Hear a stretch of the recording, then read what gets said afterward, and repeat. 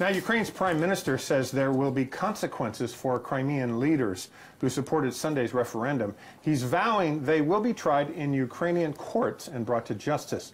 Ivan Watson has more now on the reaction from Kiev.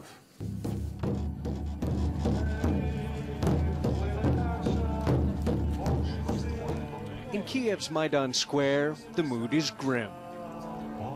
Ukrainians are still mourning the dead, laying flowers in honor of nearly 100 people killed here last month. And now they face a new threat, the Russian military occupation of Crimea, and a referendum vote calling for Crimea's separation from Ukraine.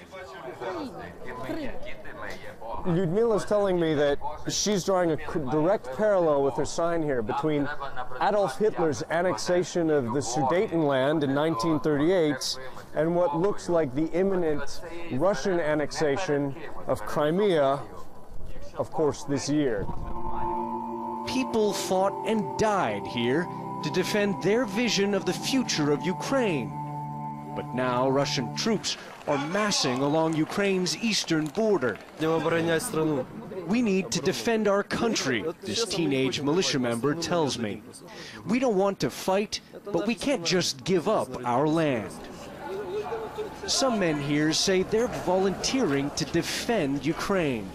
I just went to military checkpoint and left my phones just in case of any emergency state. I'm ready to go, but I don't want, but I'm ready to go. And fight. And fight, yeah, of course. Ukrainians have made great sacrifices here, but they're beginning to realize that more land and lives may be lost in the months to come. Ivan Watson, CNN, Kiev. Joining us now on the Texas Daily News Desk is one of the best, Professor Allan Saxe from the University of Texas in Arlington via Skype. Hi, Allan. We're all waving at you over here. Thank you so much. It's always a pleasure. Hey, let's talk about this. Obviously, the West has come out today, including the president, and said that entire referendum was a complete scam. Do you agree with that?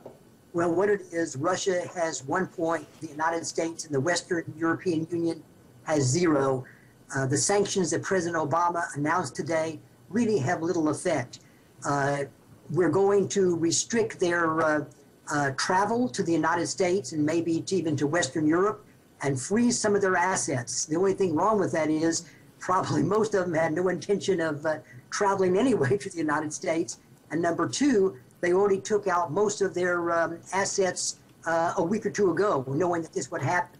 So a lot of analysts are saying that President Obama's sanctions, in quotes, are very, very weak. So what are your thoughts, though? What do you think? If you could sit across from the president, what would you advise?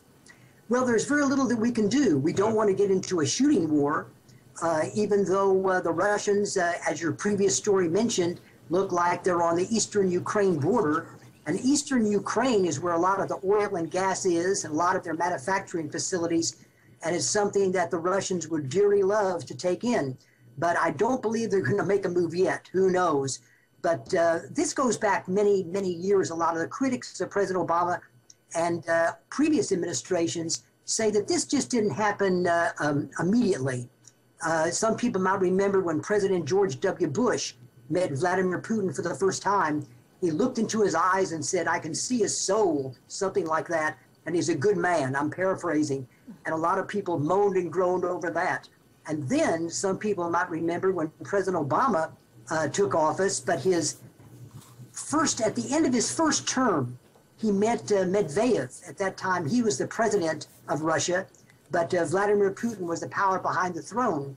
And off the mic, they thought the mic was closed, and he leans over and talks to the then president of Russia, Medvedev, and he says, "Tell Vladimir that I can't do anything now, but after the next election, after the election comes up, and hopefully I'm reelected, I'll be able to do something." And nobody knows exactly what that meant, but I have a hunch that Vladimir Putin meant I'll be able to push this man around a little bit. May I ask you a question, Allan?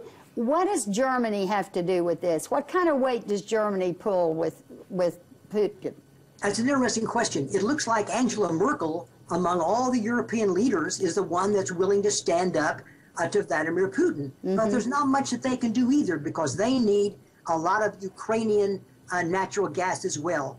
The Russians ship a tremendous amount of oil and gas, especially natural gas, into Europe. And Germany, I think, something like 30–40% of their natural gas comes from Russia. So there's very little that they can do either. Russia really holds the cards at this particular point.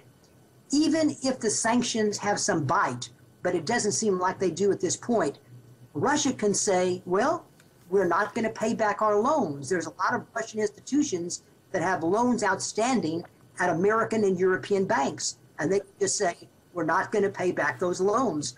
So they can return the sting in a way. What it is now, it is a currency war and an economic war. And hopefully it will not escalate any more from that particular point. Allan, I'm curious, do you feel like this is just one big land grab by the Russians, simply because as the West approaches Russia, they don't want to be Western. They want to be Russian. They don't want to have anything to do with Western culture. That's probably true. And you would think that in this day of globalization, that the whole idea of culture and language problems would have been alleviated somewhat. But it certainly doesn't seem to at this particular point. And nationalism is probably as strong as it's ever been. That's a very interesting question. And in the Crimea, by the way, the vote was something like 97% to become an independent state, at least for a couple of more days. And there's a lot of Russian-speaking people in the Crimea, as a lot of people know, and even in Ukraine. So Russia made its move. And of course, Crimea was, in many, many years in the past, was always a part of the then Soviet Union.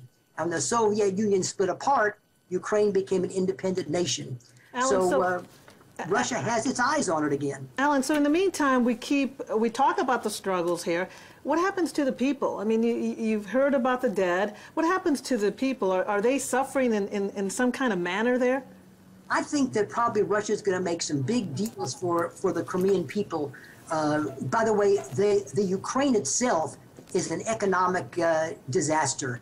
They have a huge debt. They're in real financial difficulty. But the Crimea, I think Russia is going to be able to bring in more natural gas at a cheaper price. And I think the people in the Crimea will be pretty well off. The Ukrainians, perhaps less so. Well, Allan Saxe, we really appreciate your time. That's a smartened up conversation. We really appreciate it. And also, Allan Saxe, University of Texas Arlington, celebrating 49 years on the job. That just means you just reached political puberty. I'm just a baby. There you go. Thank you, Allan Saxe. Thank you so much. I appreciate it. Don't go away. The Texas Daily will be right back.